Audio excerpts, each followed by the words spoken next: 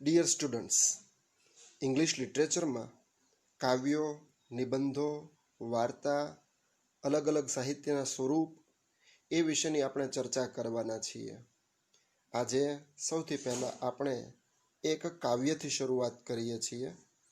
આ કાવ્યનું નામ છે ધ રોડ નોટ ટેકન. એના કવિ છે રોબર્ટ ફ્રોસ્ટ. કોઈ પણ રચના વાંચતા પહેલાં આપણે એના કર્તાનો પરિચય મેળવવો જોઈએ. એટલે આપણે રોબર્ટ ફ્રોસ્ટ વિશે સૌથી પહેલાં માહિતી મેળવી લઈએ. 1874માં એમનો જન્મ અને 1963માં એમનું મૃત્યુ. અમેરિકાના ખૂબ મોટા કવિ હતા. માત્ર અમેરિકાના શું કામ, દુનિયાભરમાં એની નામના ફેલાયેલી હતી. આ કવિ મૂળે તો પ્રકૃતિનો કવિ હતો, એટલે એની ભાષા આપણને સરળ લાગે છે. પરંતુ આ ભાષા સરળ હોવાનું જે આપણને લાગે છે એ શબ્દમાં હું ભાર મૂકીશ, લાગે છે એટલે કે ડિસેપ્ટિવ છે. હકીકતમાં એવું નથી. કવિને સરળતા લાવવા માટે ખૂબ જ પ્રયત્ન કરવો પડ્યો હોય છે, પરંતુ વાંચનારને, ભાવકને એની ભાષા ખૂબ જ સરળ લાગે છે. રોબર્ટ ફ્રોસ્ટ એના કાવ્યોમાં એક મનોવૈજ્ઞાનિક અભિગમથી કાવ્યો લખે છે.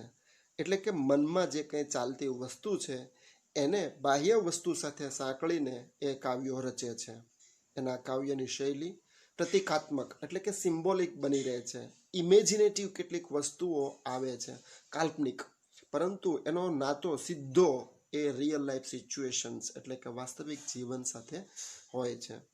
કોઈ ને કોઈ કાવ્ય કશોક સંદેશો આપતું જ હોય છે, પરંતુ સારું કાવ્ય એને કહેવાય કે સંદેશો એ કાવ્યમાં ઓગળી જાય. તો આ કળા રોબર્ટ ફ્રોસ્ટમાં અને બીજા કવિઓમાં પણ જોવા મળે. આ કાવ્યમાં પણ સંદેશો એ કાવ્યની અંદર સરસ રીતે મિક્સડ થઈ આવ્યો છે. રોબર્ટ ફ્રોસ્ટની કવિતાની જે સિદ્ધિઓ છે એ તો અદ્ભુત છે. ભાગ્યે કોઈ અમેરિકન કવિઓ એવા હશે કે જેમને અમેરિકાનું શ્રેષ્ઠ પ્રાઇઝ, પુલિત્ઝર પ્રાઇઝ એ મળ્યું હોય, પરંતુ રોબર્ટ ફ્રોસ્ટને આ પ્રાઇઝ, હાઈએસ્ટ પ્રાઇઝ એ 4 વખત મળેલું છે. એટલે એની નામના, એની કીર્તિ, એની પોપ્યુલારિટી આપણને ખબર પડી શકે. સૌથી પહેલું પ્રાઇઝ 1924માં આવેલું અને છેલ્લું 1943માં. એમનું ક્રિએટિવ વર્ક એ અલગ અલગ કાવ્ય સંગ્રહોમાં આપણને જોવા મળી શકે છે. કેટલાક કાવ્ય સંગ્રહોના નામ આ પ્રમાણે છે: North of Boston, New Hampshire, West Running Brook, A Further Range. અને આ બધા જ કાવ્યોનું એક સંપુટ એ કમ્પ્લીટ પોયમ્સની અંદર આપણને જોવા મળે છે. તો આ વાત થઈ કવિની. હવે આપણે કાવ્યને વાંચીએ, કાવ્યના મૂળમાં જઈએ, મૂળ કાવ્ય શું છે એનું પઠન કરીએ, અને સાથે સાથે થોડીક જ વસ્તુ તમને સમજાવીશ. બાકીનું બધું આપણે બીજા અને ત્રીજા ભાગમાં વાત કરીશું. એટલે કે આ કાવ્ય 3 ભાગમાં વહેંચાયેલું છે. કાવ્યનું પઠન કરું છું હું. 2 roads diverged in a yellow wood, and sorry, I could not travel both, and be one traveler. Long I stood and looked down one as far as I could, to where it bent in the undergrowth. અહીંયા કેટલાક શબ્દો પંક્તિઓના અંતે એ અલગ રંગમાં મુકાયેલા છે.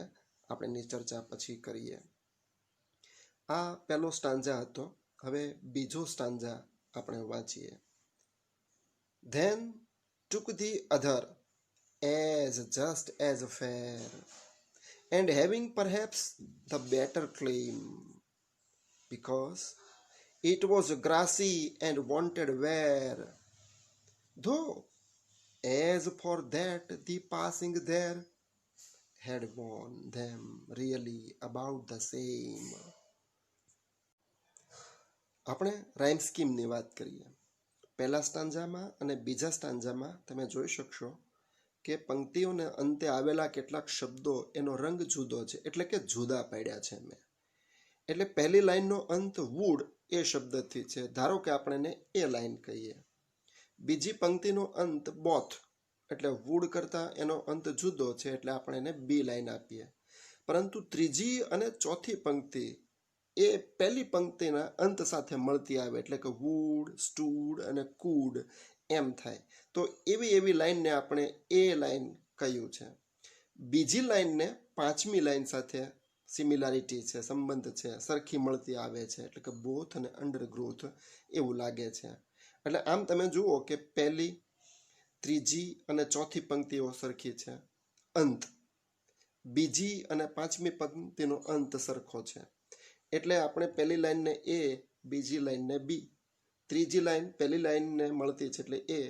એવી રીતે આપણે રાઇમ સ્કીમ કેવી હોય તો આ સ્ટાન્જામાં આપણને એ બી એ પ્રમાણે મળે. એટલે જ્યારે તમારે રાઇમ સ્કીમ દેખાડવાની વાત આવે તો આવી રીતે લખીને દેખાડવાની છે કે એ બી એમ. એટલે કે આ એક ગોઠવણી છે અને આવી ગોઠવણી કવિ દરેક સ્ટાન્જામાં કરતો હોય છે. બીજા સ્ટાન્જામાં પણ આ રીતે દેખાડેલું છે. એટલે બધા સ્ટાન્જામાં હવે આ રીતે નહીં દેખાડીએ, પરંતુ તમને રાઇમ સ્કીમનો ખ્યાલ આવે એટલા માટે તેને પઠન વખતે અમે તમને સમજાવ્યું છે. એટલે હવે આપણે કાવ્યને આગળ વાંચીએ. ફરીથી આ બંને સ્ટાન્જા વાંચી જાઉં છું. Two roads diverged in a yellow wood, and sorry, I could not travel both, and be one traveler. Long I stood, and looked down one as far as I could, to where it bent into undergrowth. Then took the other, as just as fair, and having perhaps the better claim, because it was grassy and wanted wear, though as for that the passing there had worn them really about the same. Third stanza શરૂ થાય છે હવે આપણે. And both that morning equally lay in leaves, no step had trodden black. Oh, I kept the first for another day, yet knowing how a way leads on the way, I doubted if I should ever come back. I shall be telling this with a sigh. Somewhere, ages and ages hence, two roads diverged in a wood, and I took the one less travelled by, and that has made all the difference. તો આ કાવ્ય છે. આ કાવ્યને વાંચતા તમારા મનમાં ઘણી વખત અઘરા શબ્દો એ આવ્યા હશે. તો આપણે આ અઘરા શબ્દો જે છે એની સમજૂતી મેળવી લઈએ તો આપણને એના ભાવનમાં, એના પઠનમાં, એના સમજણમાં એ એકદમ સરળતા પડે.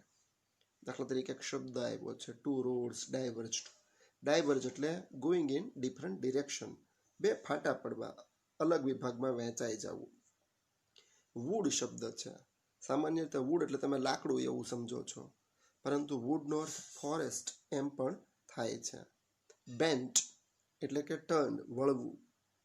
અંડરગ્રોથ, full of grass and shrubs under the trees એટલે વૃક્ષો નીચે એકદમ ઘાસ જામી પડ્યું હોય અને એક છોડ ને ઉગી નીકળ્યું હોય એને આપણે અંડરગ્રોથ કહીએ છીએ. ક્લેમ એવો શબ્દ છે. બોથ રોડ્સ અને બંનેના ક્લેમ હતા કે હું સારો છું, હું સારો. એટલે એઝર્ટ અથવા સ્ટેટ એટલે કે કોઈ ક્લેમ કરવો આપણે એમ કહી શકીએ. પોતાના ફેવરમાં કશુંક છે એની સાબિતી આપવી. અલબત્ત એના કોઈ પ્રૂફ હોતા નથી. ગ્રાસી એવો શબ્દ છે એટલે કે ફૂલ ઓફ ગ્રાસ, ઘાસલ, ઘાસવાળું. વોન્ટેડ, અહીંયા વોન્ટેડનો અર્થ મિસિંગ. વોન્ટેડનો બીજો અર્થ પણ થાય છે, પણ કાવ્યના અર્થમાં એ મિસિંગ અર્થ થાય છે. વેર, વેર એટલે પહેરવું થાય, પણ અહીંયા વેરનો અર્થ વોક અને ટ્રેડિંગના સંદર્ભમાં છે. એટલે તમે જોઈ શકશો કે કાવ્યોમાં આવતા શબ્દો એની ભાષા એ ડિક્શનરી કરતાં અલગ હોઈ શકે છે. લે એટલે એક પોઝિશનમાં હોવું. ટ્રોડન એટલે મૂળ ક્રિયાપદ ટ્રેડ છે, એનું ભૂતકાળ ટ્રોડન છે એટલે કે વોકડ. સાય, આ એક ઇન્ટરજેક્શન છે. સાય છે એ રિલીફ અથવા તો પેઇનની પણ એટલે કે શ્વાસ એક રાહતની લાગણી અથવા તો કોઈ દુઃખની લાગણી વ્યક્ત કરવી એમ થાય છે. તો આવી રીતે આખું કાવ્ય એનું આપણે પઠન કર્યું અને હવે પછીના ભાગમાં આપણે કાવ્યને સ્ટાન્ઝા પ્રમાણે સમરી જોઈશું. Thank you very much.